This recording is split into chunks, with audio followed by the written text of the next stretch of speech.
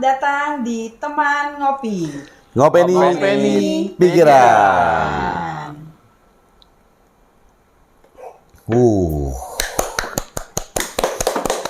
Penonton bayaran belum balik. Iya. Jadi kita mandiri nih. Mungkin overtime-nya kurang kali ya. Iya. Kurang itu Pak, udah pasti kurang. Nanti kita naikin deh. Naikin deh. Terus terang aja minta berapa? Ya. Emang kita nggak bisa bayar. Ya. Emang kita apaan? Ya. Dikira teman ngopi nggak punya duit. Ya. Awas lo, tak blokir. Ya.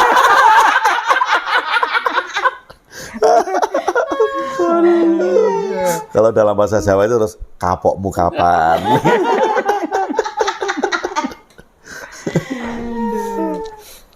Jadi ngancam-ngancam nih, kayak tadi. Kayak Tuhan. Tuhan itu ngancam-ngancam.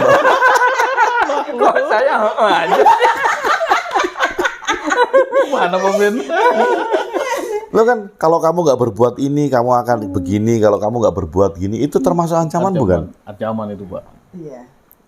Mau ditakut-takuti gitu. Peringatan Pak itu. Bukan ancaman ya. Bukan.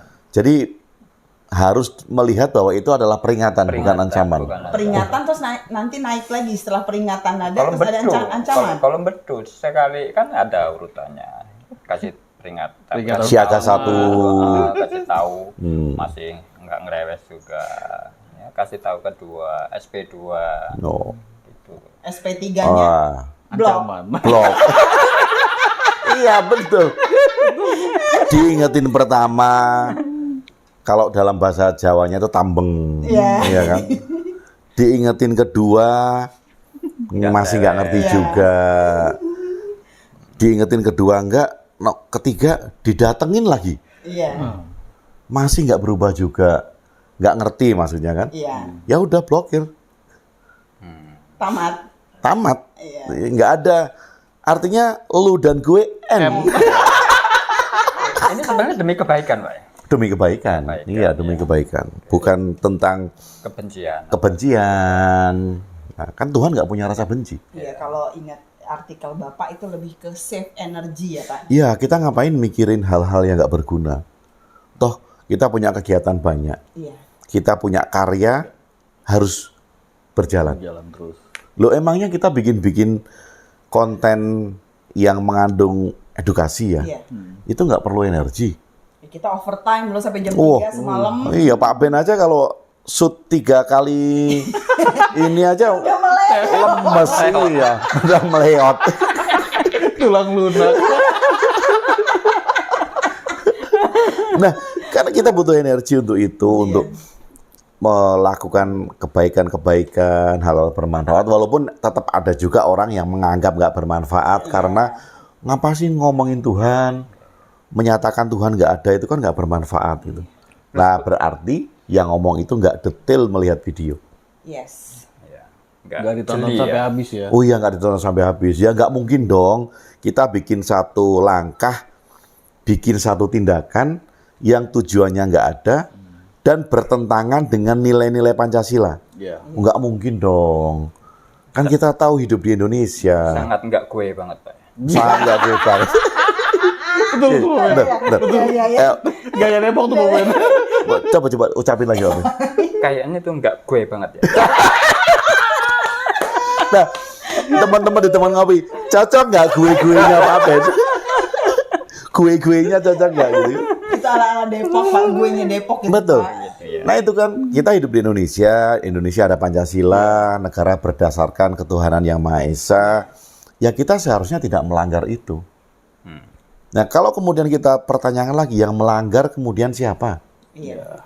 Mereka-mereka yang mengatakan meyakini Tuhan, tetapi masih manipulatif, korupsi, mencuri, ya?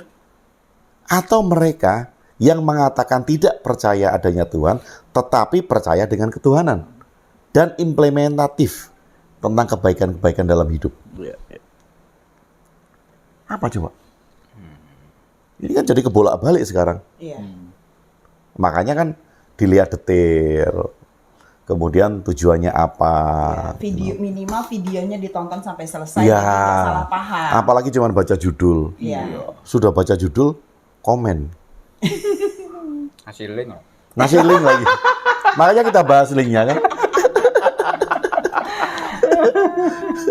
Tapi maksudnya baik.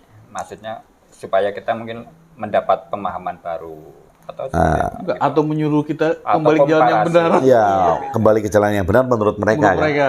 Padahal kan kita nggak ngajak siapapun juga kan. Betul. Kita hanya mengajak untuk berpikir.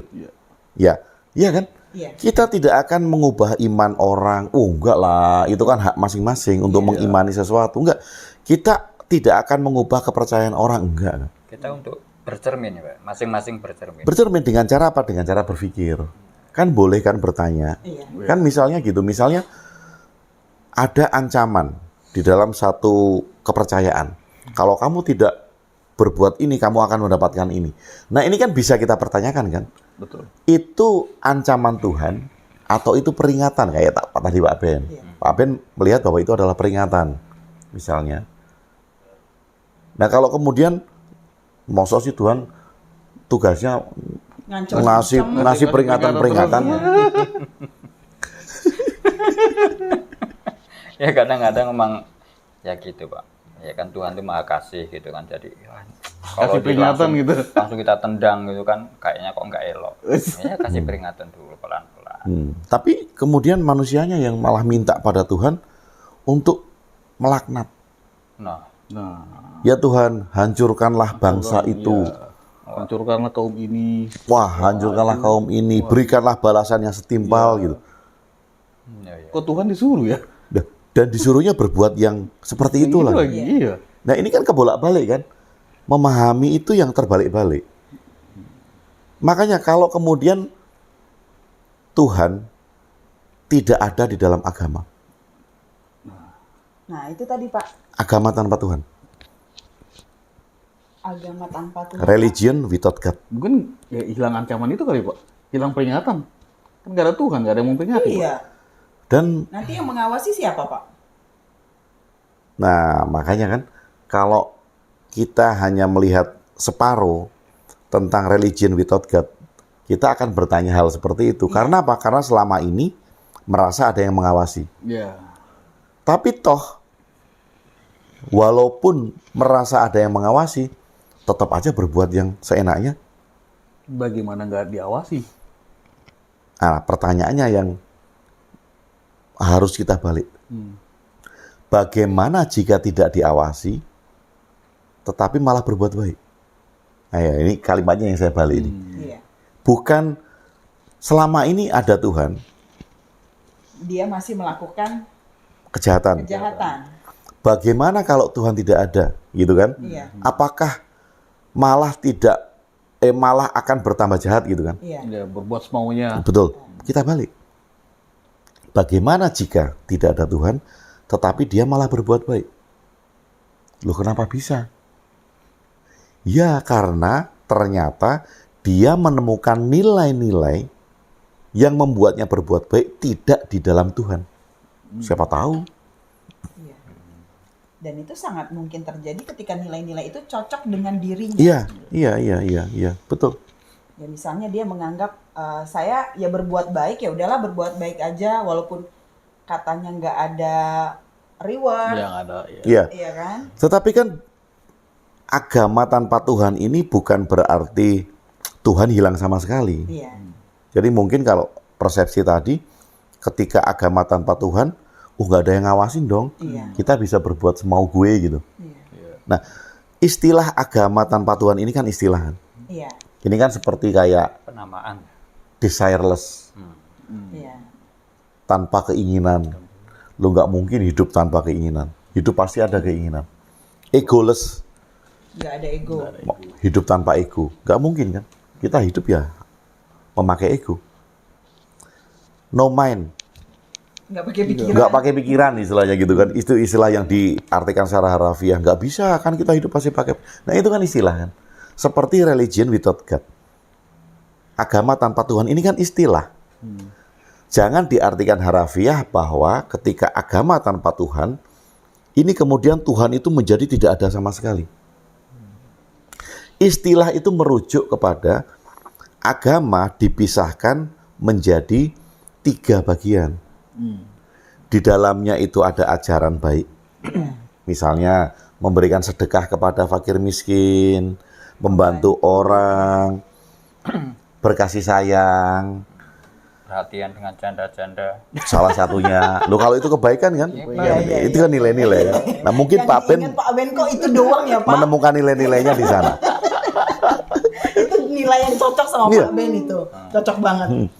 Dan Dia kok dianjurkan. Dalam Iya, itu dan itu bagian, cocok ya. bukan bagian diingatkan dari- ya. Bagian dari nilai-nilai kebaikan. Nah itu ajaran kan, ajaran baik.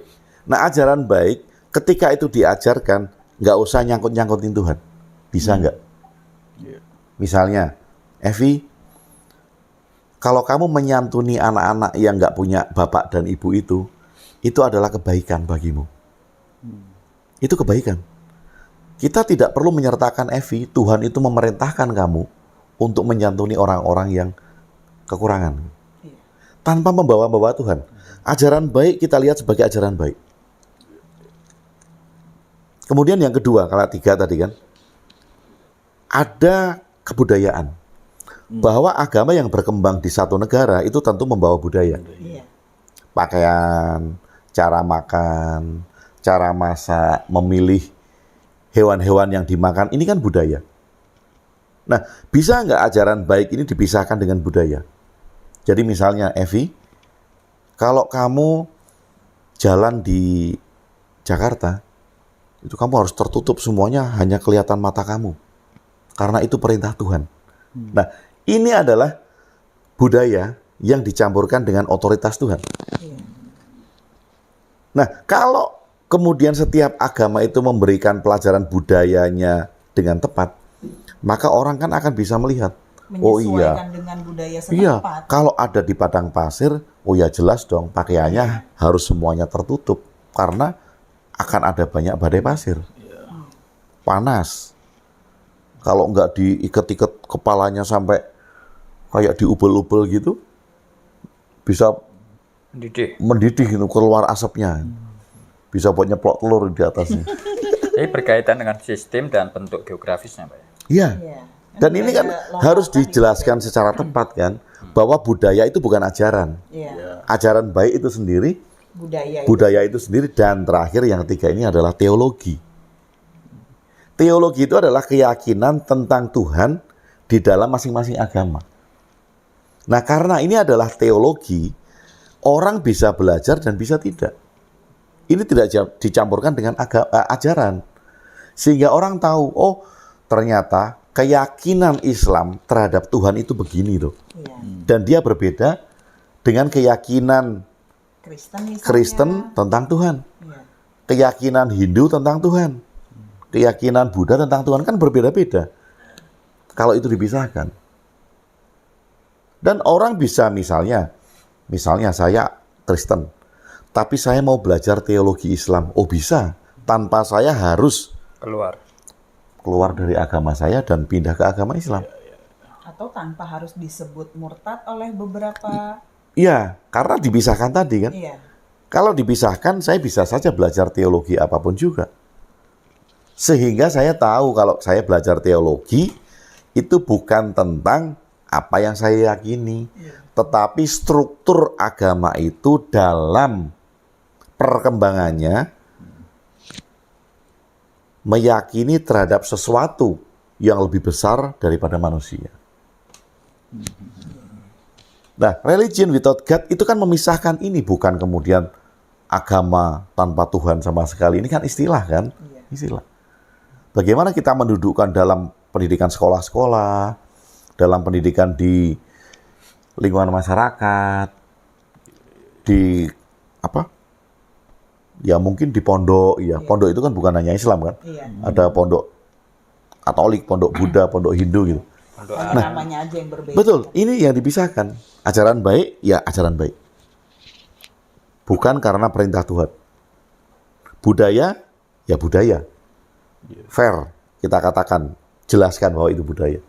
Teologi tentang konsep keimanan terhadap Tuhannya itu menjadi pelajaran tersendiri. Sehingga tahu struktur. Oh ternyata kalau agama ini meyakini Tuhan itu Tuhannya seperti ini dong. Gitu. Tapi pada akhirnya dari ketiga ini menjadi satu kesatuan, Pak. Tidak menjadi satu kesatuan, Pak Ben. Berdiri sendiri bisa Berdiri sendiri. Karena kita tahu ketika budaya itu berdiri sendiri, saya punya pilihan. Saya sekarang ada di Bali, di Pantai Kuta. Pakaian apa yang harus saya gunakan? Bikini, Pak. Ya, sesuai dengan budaya kan? Pak Ben yang kayak gitu Nah, cepet loh. iya. Heran loh. Sesuai dengan Nyambungnya Iya. set gitu Pak. Iya. Dan Kok kebagus? maksudnya Pak Ben itu mau nyuruh saya pakai bikini gitu kan. Iya. Kurang cocok. Iya. Kurang cocok. Sekarang istilah dalam bahasa yang vulgar, cocok nggak pakaian padang pasir dipakai di Pantai Kuta? Ini bukan tentang agama ya, ini tentang Iya. budaya ya, jangan salah paham ya, tentang budaya. Misalnya, budaya saya mengendarai kuda. Wah, Pakistan. Kan terkenalnya sebagai negara Arfastan kan, Iya. negara berkuda. Nah sekarang di Tamrin, Jakarta, saya naik kuda. Iya. Saya bilang, kenapa Agung kamu naik kuda? Lain kan naik motor, naik mobil. Oh ini perintah Tuhan. Wah, Tuhan memerintahkan saya sejak zaman dulu, kendaraannya adalah kuda. Jadi kalau kita tidak sesuai dengan budaya setempat juga artinya juga memaksakan kan Pak? Memaksakan. Dan nggak tahu, kalau Jawa kan orang ngerti empan papan. Tidak tahu tempat dan tidak tahu bagaimana menempatkan di tempat itu. Misalnya gini, kita udah pakai pistol perang, pakai nuklir, pakai laser. Saya masih ngotot aja. Karena terinspirasi oleh film Marvel Hulk. Pakai panah kan Hulk itu kan. Jadi kemana-mana itu saya pakai panah gitu. Sementara musuh-musuh saya pakai pistol, pakai laser gitu. Cepet sih Pak selesai perangnya. Bagi dia ya. Bagi dia. Ya cepet selesai, Iya. jadi nggak lama. Tetapi kalau kita sadar bahwa oke, saya mau jadi Hulk dengan panah. Kenapa? Karena budaya memanah itu kalau kita pelajari meningkatkan konsentrasi. Iya. Jadi kan kita belajar memanah Ketekunan ya, ketekunan, bukan untuk perang. ketelitian. Kita teliti, kita tekun, kita fokus, itu kan bagus. Kalau kita memisahkan tadi, oh ini ada ajaran baik, oh ini ada budaya, oh ini ada teologi. Dan itu tidak dicampurkan. Kalau dicampurkan kita jadi blunder. Blundernya adalah orang akan bisa klaim bahwa ajaran perintah ini adalah dari Tuhan. Dan ini bisa dijadikan alat perdebatan. Tuhan di tempatmu nggak merintahin kayak gini. Tuhan di tempatku memperbolehkan minum alkohol. Tuhan di tempatmu nggak memperbolehkan minum alkohol. Jangan-jangan Tuhan di tempatmu kuper. Masih mending gue Pak kalau kudet Nah, apa itu kudet? kurang update. Oh, kurang update. Berarti kita bisa ganti Tuhan ya dong Pak ya? Sesuai dengan mau kita. Nah, justru itu kan makanya kan orang akan dengan kalau konsepnya kayak gitu, orang akan memilih Tuhan yang cocok kan gitu kan. Oh, mungkin di alam kayangan tempat Tuhan yang dipilihnya itu di sana ada klub, ada diskotik, ya semacam atlas gitu kan, ya kan. Jadi Tuhannya itu memperbolehkan. Iya. Jadi dia akan milih itu kan. Grupnya siapa? Yang punya atlas, sahamnya Hotman itu kan. Karena itu adalah yang cocok gitu. Nah, apakah kita akan menjadi seperti itu ketika kita bicara agama dan Tuhan ini blended? Ajaran itu adalah perintah Tuhan, budaya itu adalah perintah Tuhan. Mungkin nggak ini bisa dijadikan bahan-bahan pembenaran? Kalau udah clear begitu sih, ya menjadi ya terpisah Ya, dan bisa terpisah. dilihat secara fair gitu Pak. Dan bisa kita implementasikan dengan mudah di ajaran di sekolah kan? Sekarang nih simulasi. Ya, walaupun ini merupakan satu ide yang kalau tidak kita lihat secara jernih, orang akan menganggap, oh, wah ini agama apa gitu. Iya. Misalnya gini, di satu sekolah SMP lah yang sudah bisa berpikir anak-anaknya dan sudah ada pelajaran agama. Kan kalau sekarang pelajaran agama Islam, yang agama Kristen keluar kan. Dia ngikutin guru yang agama Kristen. Nah kalau di sekolah itu nggak punya guru agama Buddha atau Hindu, agama Buddha atau Hindu itu dipersilakan untuk ke yang Islam atau yang ke Kristen. Iya. Jadi dulu kan karena keterbatasan guru-guru agama. Kalau sekarang mungkin kalau gurunya banyak, kemudian mereka dipisah-pisah. Iya. Tetapi kan itu kalau sekarang, murid dipaksa hanya mempelajari agamanya dia. Sekarang gimana kalau kita balik? Kita punya satu laboratorium. Satu sekolah, ada pelajaran 5 agama. Yaitu agama yang ada di Indonesia lah. Iya. Nanti ditambahin boleh. Nah kemudian pada saat pelajaran agama, murid bisa memilih Yang mana yang dia yang mau dia belajar. Sesuai dengan seleranya ya. Iya. Iya. Minggu ini dia mau belajar agama Islam, silakan. Minggu besok dia mau belajar agama Kristen. Minggu besok dia mau belajar agama Buddha. Kalau gitu bukan malah mencampur adukan, Pak? Dibilang mencampur adukkan karena tidak dipisahkan tadi. Ajaran, budaya, dan teologi. Oh, karena iya. Ya karena Nah, menganggapnya itu hanya ranah keyakinan betul. ya. Nah sekarang kan belajar di SMP, di SMA yang dipelajari historical. Historical, Iya. betul. Historical dalam versi agama loh ya, Iya, bukan sejarah secara ilmiah, bukan. Tapi yang dipelajari kan historicalnya loh. Apa salahnya misalnya anak Islam belajar tentang historical Yesus? Nggak ada. Salahnya apa? Nggak ada. Enggak kan? Nambah Anak pengetahuan. Kristen Ya. belajar tentang historical Buddha. Ya. Salahnya apa coba? Malah dia kaya kan? Iya. Dia tahu tentang historicalnya Yesus. Oh dia tahu tentang historicalnya Musa, Buddha. Oh kenapa kok Hindu itu ada? Yang disembah dalam Hindu itu apa? Jadi tahu kan? Nah ini anak-anak suruh milih. Iya. Minggu ini kamu mau belajar apa? Minggu besok mau belajar apa? Minggu besok mau belajar apa? Nah kira-kira banyak orang tua setuju nggak nih? Ini jadi CSBA, cara belajar agama secara aktif. Nah ya, cara belajar agama aktif. Ya.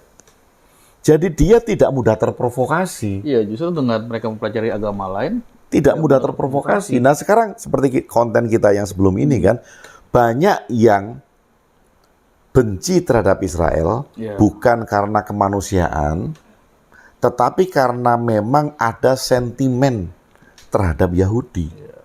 Karena ketidaktahuan Nggak tahu. tentang historicalnya Yahudi. Kenapa kok dia punya kebencian terhadap Yahudi?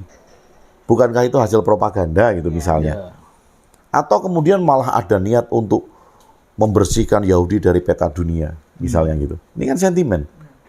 Di mana sentimen itu muncul karena anak tidak tahu historicalnya. Dilarang sama orang tua. Anaknya Islam, mau belajar tentang sejarah Yahudi. Orang tuanya tentu nggak setuju kan? Iya. Karena takut. Wah kalau belajar nanti Takut jangan-jangan nyebrang waktu itu, ya. anakku pindah agama gitu kan.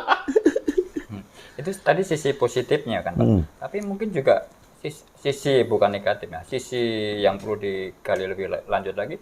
Masing-masing agama ini punya semacam Peraturan. nilai-nilai, bukan fanatisme atau apa yang kamu harus begini loh.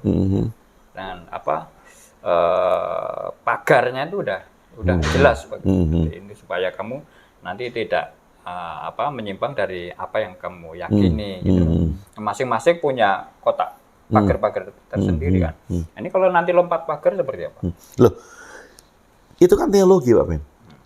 Keyakinan dia terhadap Tuhannya di dalam agama itu dijalankan dalam konsep teologi. Nah, kalau di dalam pelajaran yang bisa cross tadi, kita kan bisa belajar tentang ajaran, bisa belajar tentang budaya, bisa belajar tentang konsep ketuhanan dan bagaimana agama itu lahir. Dan masing-masing guru agama tadi tetap menekankan kepada murid-muridnya karena dia tahu.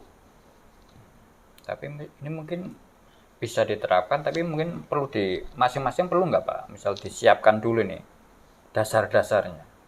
Yang misal yang beragama Islam kuatkan dulu dasarnya, yang agama Kristen dikuatkan dulu dasarnya, atau Nah, sekarang yang perlu dipertanyakan, dikuatkan dasarnya itu seperti apa? Untuk apa? Seperti apa? Manfaatnya apa? Hah? Apakah untuk mempertahankan kefanatismean? ya bukan mungkin tanpa disadari mungkin arahnya ke sana ya. Nah, justru itu kan yang akan kita eliminir. Supaya tidak terjadi fanatisme berlebihan. Fanatik boleh. Iya. Fanatik boleh. Kenapa? Kalau tidak fanatik, mungkin dia tidak akan patuh. Angin-anginan. Bahkan kayak tadi, dia ngomong yakin Tuhan ada, tapi bertindak jahat. Karena dia tidak fanatik. Dia belum fanatik. Nah, kalau fanatik, menganggap Tuhannya ada, dia selalu akan merasa diawasi sehingga perbuatan-perbuatannya selalu dalam track Tuhannya. Iya. Nah, yang kita waspadai kan fanatik buta. Karena itu adalah sumber perpecahan.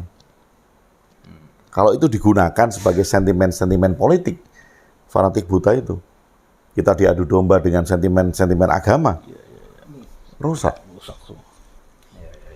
Perlu diwaspadai ini, Pak. Nah, mungkin yang tidak setuju dengan konsep belajar agama secara cross culture tadi, itu mungkin mereka-mereka yang punya keinginan politik untuk memanfaatkan agama dalam kepentingan politiknya. Bisa jadi, Pak. Bisa jadi. Kayak cross agama itu di tingkat universitas diajarin sebenarnya sih, Pak. Dan boleh. Boleh, Pak. Ada, Pak. Ada mata kuliahnya, Pak. Yang saya tahu ya, itu ada. Gitu. Nah, artinya kan tetap milih sendiri kan? Enggak, emang ada kuliahnya, Pak. Mata kuliah itu. Maksudnya kalau emang itu ada di tingkat lebih dasar lagi kan lebih bagus sebenarnya. Iya. Ya, kalau mungkin kalau udah kuliah, asumsinya sudah Pikirannya bisa berpikir, sudah, ya. Hmm. Tidak akan imannya tadi nggak akan goyah ketika disodorkan pelajaran dari agama yang lain gitu Kan kan. bukan teologinya, Pi, yang diajarin. Iya. Iya sih. Toh kalaupun iman goyah, kenapa masalahnya? Enggak boleh, Pak. Iman itu harus dipertahankan. Kalau imannya itu ternyata nilai-nilai yang tidak sesuai, itu hanya iman paksaan dari orang tua. Gimana buta gitu. Kayak tadi kan kita ngomong, siapa tahu orang yang bilang yakin Tuhan ada, tetapi dia masih berbuat mencelakai orang, jangan-jangan nilai-nilainya itu nggak kurang pas sama kurang dirinya. pas sama dia. Karena apa? Karena imannya dipaksa. Iya. Iya. Dia nggak sempat milih, sudah dipilihkan, dan nilai-nilai itu nggak cocok. Nah, sekarang kan pertanyaannya, kita harus dewasa, bagaimana jika anak-anak menemukan imannya yang pas, yang cocok bagi dia, dan dia memilih agamanya sendiri. Justru kalau itu diajarkan dari dasar, setelah dia nanti dewasa, dia berhak milih. Ini loh di sekolah kan sudah diajarkan nih, ini loh historicalnya, ajarannya, budayanya tentang Islam, ini tentang Kristen, ini tentang Buddha, ini tentang Hindu, ini tentang Konghucu misalnya, atau dan yang lain-lain. Kemudian tibalah saatnya, masa-masa dewasa. Orang tuanya tanya, "Nak, sekarang setelah kamu tahu semua ini, nilai-nilai apa yang cocok bagimu? Berjalanlah di sana, Nak." Adem kalau kayak Perlu gitu. berapa generasi untuk bisa mencapai itu? Perlu, Kalau melihat kenyataan. hanya perlu kemauan untuk melihat realita. Bahwa ketika orang tuanya siap, ya anaknya siap. Berarti ya benar kesiapan orang tua dong, Pak ya. Kesiapan orang tua. Bukan Iya, anak ya. betul, iya. Anaknya. Nah, sekarang banyak nggak dari kita? Kalau saya, anak-anak saya bebaskan untuk belajar apapun juga. Iya. Dan kemudian tiba waktunya saya akan tanya, nilai-nilai apa yang cocok bagimu? Nah, orang tua siap nggak ternyata? Kalau kemudian anak memilih jalannya, jalan keyakinannya yang berbeda dengan orang tua. Iya. Orang tua siap nggak gitu? Atau jangan-jangan di dalam mindset orang tua masih berpikir, kalau anaknya itu agamanya sama dengan orang tuanya, berarti orang tua bisa menyelamatkan anaknya. Atau anaknya bisa mendoakan orang tuanya. Harapannya gitu kan? Harapannya Iya. Iya, iya. Karena orang tuanya merasa tidak baik ya. Iya. Jadi merasa berdosa, jadi dia harus didukung oleh anak Iya, harus diselamatkan dong, Pak. dalam berdoa itu. Iya. Nah, makanya ini di pertanyaan terakhir untuk teman-teman ngopi. Mungkin Anda belum punya anak saat ini, atau mungkin Anda sudah punya anak saat ini.